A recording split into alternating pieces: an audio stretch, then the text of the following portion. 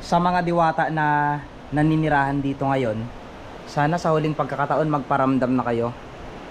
Ipakita nyo sa amin kung ano talaga yung pakiramdam nyo na mismong kami ay lilisanin na ang lugar nyo, mga duwende dito.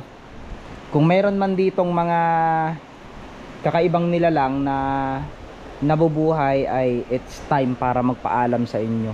Umuulan na, parang umiiyak ang kabundukan. So bago tayo makarating sa ating pupuntahan ngayon, syempre kasama ko si Mr. Mindoroy yung mangyan. Ayan, mayroon kaming mga naabutang bata doon, nagkakawil sila. May mga huli, ang lalaking isda. So ang lugar na ito ngayon na pupuntahan natin ay, kung matatandaan nyo yung vlog natin na nakita natin si so balikan natin, kamustahin natin kung ano na talaga ang sitwasyon ng lugar na ito. So ang lugar na ito ay talagang maraming ginto. Kumbaga, ito yung bundok ng ginto na... Good morning po sa ating lahat and welcome sa panibagong episode ng vlog natin dito sa Arapay Falls. So nakakalungkot lang na balita at kailangan na naming magpaalam sa inyo. Kami ni Mr. Mendoreñong mangyan ay nalulungkot din na sabihin sa inyo ito. Sana maintindihan nyo kami dahil ang Arapay Falls ay napakalaking bahagi ng YouTube channel natin, lalo na si Mr. Mendoreñong mangyan. Ayan. So paano ba namin to sasabihin sa inyo? Napakarami na kasing nangyari simula nung unang na-vlog natin to. Marami na tayong na-promote na magagandang lugar, lalo na dito sa Arapay Falls. Siguro it's time para malaman nyo na hindi na kami magbablog. Last vlog na namin ni Mr. Mendoreñong mangyan, dahil syempre masyado na tayo, marami na rin pinagdaanan. Malungkot din kaming dalawa kasi syempre maraming memories ang nabuo dito sa Arapay. Kung makikita nyo, ito dati napakaganda na to, napakapayapa, maraming pumupunta. So hindi namin alam na darating kami sa point na mismong kami titigil na rin. Kinakailangan na namin muna itigil kung ano man yung mga ginagawa namin. So Mendoreño, anong masabi mo dito sa kwento nila nanay? Nalulungkot ako kasi napakadaming memories natin dito sa Arapay. Naiyak tuloy ako. Kaya nga eh, hindi rin kami talaga... Saka ang daming viewers natin na napasaya tayo dito sa pagpasok sa Arapay. Sobrang ganda. So kung iisipin nyo, tignan nyo naman, napakaluntian, napakaganda. Pero alam nyo ba na ito na yung last day namin sa pagbablog dito sa Arapay Falls. So hindi namin sinabi na i-end na namin ang vlog namin sa ibang mga part. Kumbaga dito lang naman sa Arapay Falls, dahil mayroon na tayong susundin, lalo na itong lugar na ito ay lugar ng ating mga katutubong mangyan.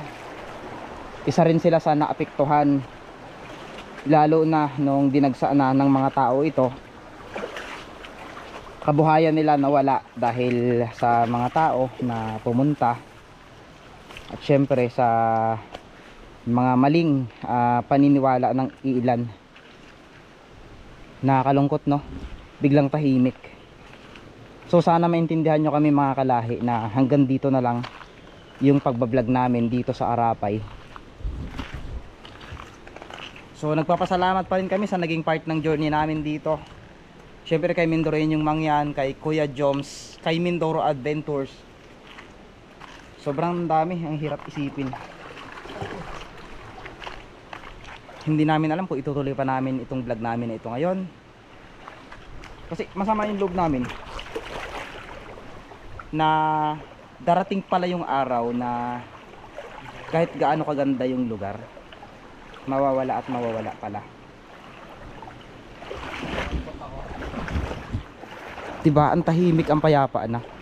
So nagpaalam kami sa may-ari o sa nagmamanage ng area na to, kami na lang yung pinayagan na pumasok dito dahil kilala naman namin. So hayaan yung ipasyal namin kayo sa huling pagkakataon dito sa Arapay Falls.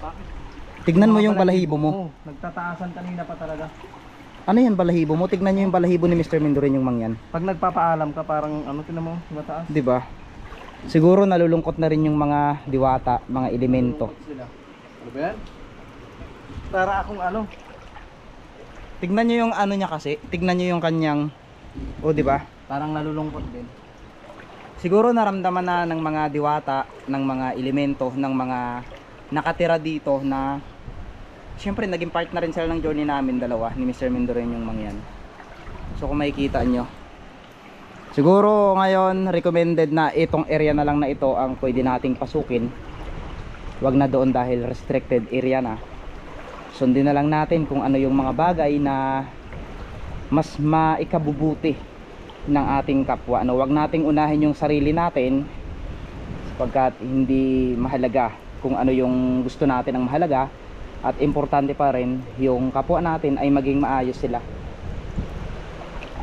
Nakakalungkot, no? In how many years?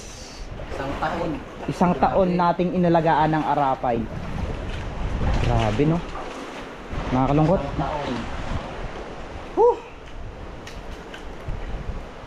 Grabe. So hanggang dyan na lang tayo. Magre-relapse ka na lang dyan, no? Pasukin pa natin yan. Hindi na. Kasi ako nalungkot na ako eh. Kasi kapag pinasok natin yun, mamimiss lang natin. Baka hindi lang natin, baka wala na kasi hindi na talaga pwede. Silipin na lang natin. Ayan. So silipin na lang natin. 'Di ba nakikita nyo naman. So may balak pa sana akong palipalan ng drone to kanina, pero ngayon wala na. Nagbago na yung isip ko. So mga kalahi, it's time para sabihin na namin magpapaalam na kami ni Mr. Mindurin yung mga dito sa Arapay. So salamat po sa patuloy na suporta. Huwag kayong malungkot dahil itong Arapay Falls lang naman yung ililisanin namin. Alam ko malungkot din kayo, kasama kayo sa pag-iwan dito sa lugar na ito. Sobrang dami nating memories dito sa Arapay. So mga kalahi, this is the end of the beginning, sabi nga nila. Ito yung katapusan ng simula, or ito yung simula ng katapusan.